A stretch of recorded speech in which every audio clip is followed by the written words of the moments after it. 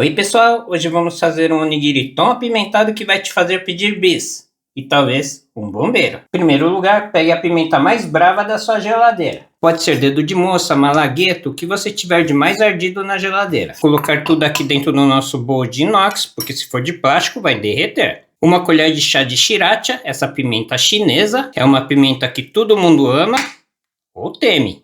E agora uma colher de chá de gochujang, essa pasta coreana. Só uma colher de chá já dá um oi. Agora se você for corajoso, pode colocar uma colher de sopa. E agora uma colher de chá de molho agridoce apimentado. É para dar mais sabor e textura ao nosso molho. E uma colher de chá de kimchi.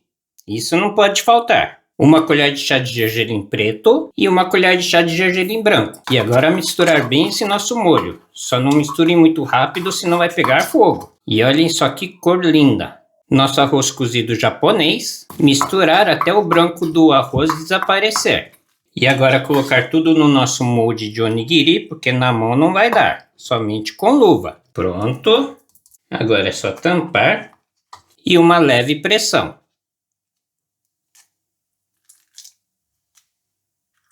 E olhem só que delícia! Está pronto o nosso onigiri.